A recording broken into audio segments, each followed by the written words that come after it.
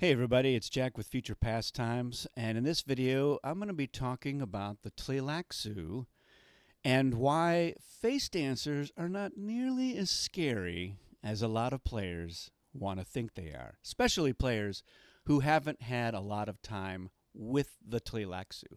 So I got to watch a video recently where somebody was going through what they thought of Dune, and they talked about the expansions. And their biggest problem with the Tleilaxu was the face dancers and how it was basically destroying the whole traitor mechanism, and it was just overpowered. And I know that when this expansion came out, there was a mixed reaction with the Tleilaxu. A lot of players were like, "Oh, the face dancers." The Tleilaxu can just win the game on turn one without even doing anything. They don't even have to ship. They can just sit back and wait, and 3 battles later, they're going to win the game. Now, what I will say is technically that is true. That is certainly possible that that could happen. However, it's basically astronomical. There's no way that that's going to happen, not on turn one. Now, it's true that they could win the game with a minimal effort, but I think you will find once you start playing with the Tleilaxu that that's just not true. And let's take a look at a couple of reasons why the face dancers are not really so overpowered. And there's a couple of reasons why that is, and it has to do with the beautiful, elegant traitor mechanism. So let's take a look at the traitor deck here, and we're going to shuffle this up here, and we're going to do a couple of mock draws here just to kind of give you an example. So let's say that this is a traitor draw here. Obviously, it's not going to be for the Tleilaxu because, one, they don't draw 4 cards, and they don't draw any at the start when other people are drawing traitors, and they don't even have traitors. But they are going to use this deck. But let's say that I'm a Trades, and this was what I drew. Now this is a pretty good draw, actually. So maybe maybe not super realistic, but here I don't have anybody's best leader, but I have 2 of the strongest Fremen leaders. I got the second best Emperor leader, and I have one of the better guild leaders. So if this were my draw, if I'm a Trades, I'm probably not going to take that one there. I might be tempted to take one of these, but I think that the Emperor is a bigger threat. So I would probably keep a Ramsham, and I would put the others back. All right, so that's one draw here. Now we're going to take a look at another one, and take a look at this. This is a little bit more of a standard draw for me anyway. This is usually what I end up with. I got a couple of 1s here. I got a 3, the second lowest Fremen leader. But here I've got one of the best Atreides leaders. Now, drawing an Atreides leader is a little bit of a mixed bag because of Kwisatz Haderach. So this right now, is one of the more attractive ones. Maybe I take this one. I can tell you which leader I'm definitely not going to take, and that is this one. And I'll get back to that here. And this, for the laughs and the thematics, I would take Dr. Yui, but I would probably take Toofer. And let's do one more. I want to see how typical. This seems like a little bit more of a typical draw here. So here we've got a nice mix here. You got a terrible leader, the worst leader for the not a terrible leader, but not a great one. The worst one for the Fremen. Bursig is, he's not very exciting as well. Here we have arguably the second best Tleilaxu, their highest number. Zol is the X, and I think he's probably the best Tleilaxu leader. But this, also not a leader that I'm interested in taking. It's going to be Staben, who's actually Esmar, so that's a little inside joke. But this is the best guild leader. That's the one I'm taking. And so the trend here is that most people, and I know that this is not universal, but I think statistically speaking, most people, they're going to pick a pretty good leader. If Fade gets out there, that's who you're taking. If Stilgar is out there, yeah, you're going to take Stilgar. You're going to take these really good leaders. That's what you're going to take. What you're not going to be taking are these really weak leaders. The player who's using a weak leader is using them in a battle that they don't expect to win. They think they're probably going to lose, and they don't want to give a lot of spice to their opponent when this leader gets killed. So those are usually not very high stakes battles to begin with, which is why players don't typically take these leaders. They want to take a leader that is going to net them some more spice by winning that battle, and a leader that's, generally speaking, going to be more likely to be used in a battle where the stakes matter, especially if they're like, yeah, the guild knows that all I have is a projectile weapon, and they have a shield, so they know that this leader is going to be safe, so they can get into that battle and know that there's a +5 waiting for them. And then maybe it's down to the dial or whether or not they can kill my leader. That's what it's going to come down to. And those are the battles that usually matter the most. And that is why players are going to take the strong leaders and not take the weak leaders.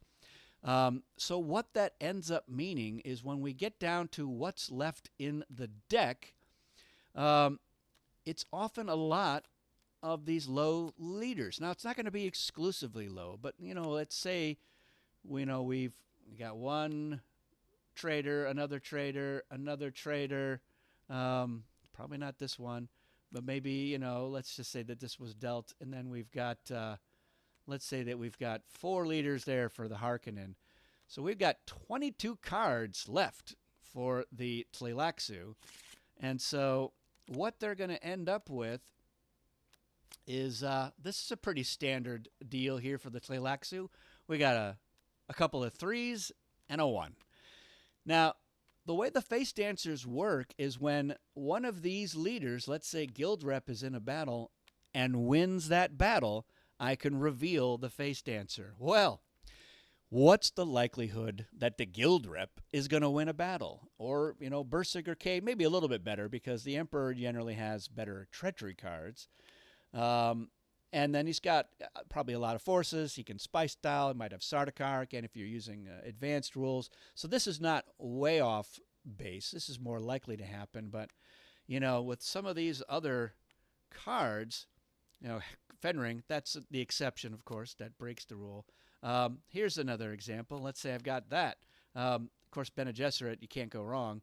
But then, this is another commonly, if you're the Tleilaxu, this is what you're looking at for several of the turns. You're like, well, this guy's not going to win any battles. This guy probably not going to win any battles. And I got one of my own leaders, which doesn't really help me.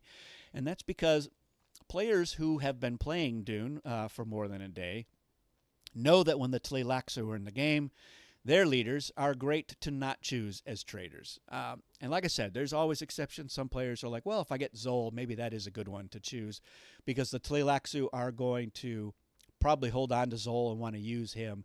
But if you've got, Blinn or Wick or most of the other Tleilaxu leaders, they're not very strong. The Tleilaxu is not a very big powerhouse when it comes to combat, not until they start picking up some Golas. So people don't like to choose Tleilaxu leaders as their traitors, which means that there's usually 4, if not 5, Tleilaxu leaders in here, which means that you're sometimes, doing this. Well, like, I got my draw, and you're like, great, I've just drawn my own leader, so that's a face dancer I can't call. And let's say that they're like, all right, well, it's the Mentat pause. I'm going to shuffle that guy in. He gets shuffled, and who did I get?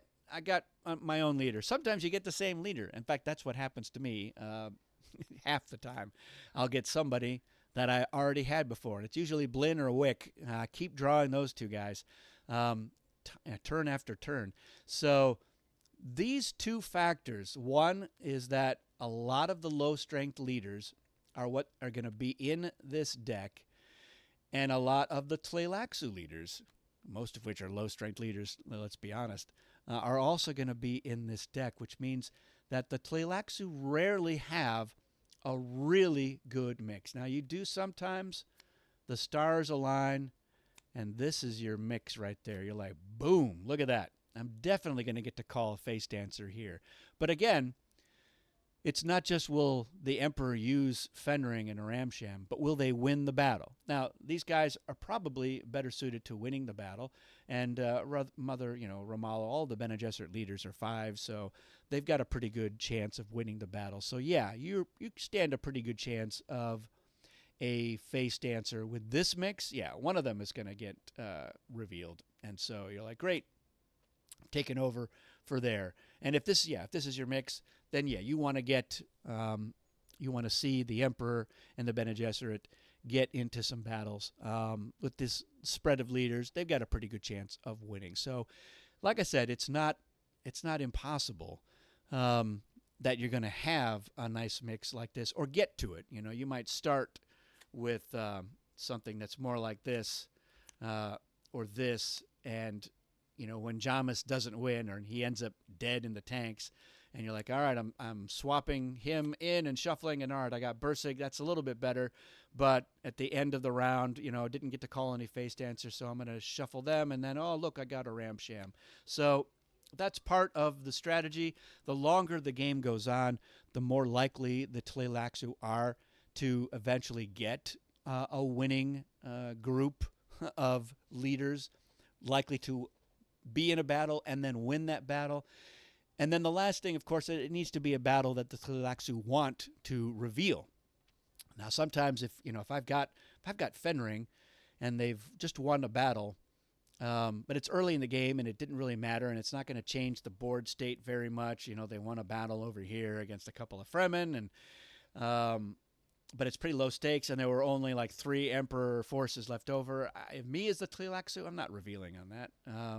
I think, I maybe I would, just so that I could get Fenring dead, and then as a leader, and a leader that I know would be safe because his card is no longer in there. So maybe I would. But I like the idea, though, of lulling the Emperor into thinking that Fenring is safe, especially against that player, and maybe not a face dancer, so that he'll get used again at a higher stakes battle, one where maybe they've got like 10 forces left over. That would be great, to be able to ship 10 down for free as the face dancer with the Tleilaxus.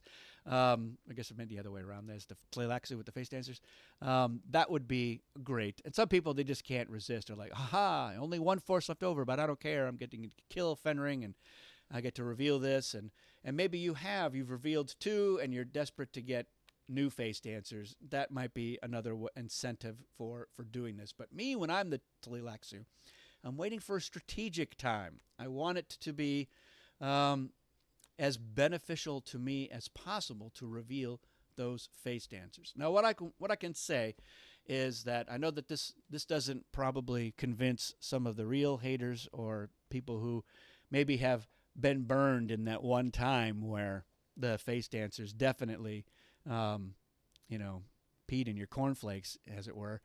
So if we ever do another edition of Dune, a new edition, 2nd edition Tleilaxu, I'm open to the idea of a change, and what the change probably would be is if I have revealed the Emperor, and so I've got this, as one of my revealed face dancers, then I cannot reveal another leader for the Emperor until I have gotten rid of this. So at that point, Fenring becomes just a dud. So I've got to shuffle him back in, try to get somebody else. Of course, I don't want Zol either. So let's say that I'm like, great. Oh, I got Zol again. What were the odds of that? All right. So now Jameis, I don't know. But at least this way, now I've got 2 more face dancers that I can reveal. I could do a Jameis. I could do Mother Ramallah. But the Emperor now knows that they're safe from this. And this can be something, if you want to house rule it, if you're like, oh, I'm still so anxious about the face dancers, I don't know what to do, I don't think I want to play with them, you can say, well, the designer has a house rule that will be the proposed 2nd edition of the Tleilaxu. So I think this is a little bit more fair. And it lets the players feel like they have some more agency, some control. It's true that there's no counter against this, except that there kind of is, and the counter is that you leave a lot of garbage leaders for the Tleilaxu. You're dealt Chani and Mapes, you keep Chani and you put Mapes back in there, and you are going to keep Chani anyway. Let's be honest. No one's going to choose Mapes over Chani in this situation. Except for one. I know one person, and because he loves to, be a contrarian, but most people, 99% of people, that's your choice. If it's like, oh, well, I take this 3-liter or a 6-liter, they're taking the 6. Come on. And they're going to leave the 3 for the Tleilaxu, and they're like, great, I don't think these guys are going to win very many battles. Not impossible. They certainly could. In fact, statistically speaking, on round 1 of the game, Jamis could win a battle. S. Martuik, that's actually Staben, or Naramsham, they all won battles, and then the Face Dancers took over, and the Tleilaxu won the game. Frankly, I think that's a beautiful win, but I know that a lot of other players, everyone else at that table, of course, would be like, this is the worst. I hate the Tleilaxu. But again, it's just not going to happen. So that's my 2 cents. Certainly feel free to weigh in the comments about how I'm wrong, if that's how you want to be. But I do love this faction. It is my favorite faction. So I do get my hackles. They rise up a little bit when people criticize it. But I recognize that, and that's why I have this proposed 2nd edition. I don't know if the word fix is the right word, but an adjustment that I think will certainly make a small percentage of the haters a little bit happier. Some of them love to hate, so do what you want. And there have been people who have done some homebrew revisions of the Tleilaxu, and that's fine. If whatever it takes for you to start using these fantastic characters for a more thematic version of Dune for yourself, go for it. We think it's great, and but this is the version that we like. We liked that it was able to use an existing game component. We didn't need to create anything new during the design process. There was this move from the other designers about creating a whole Face Dancer deck of cards, and I was the one who's like, we have a deck of cards already that we can just use in a different way, and that's what I like about this.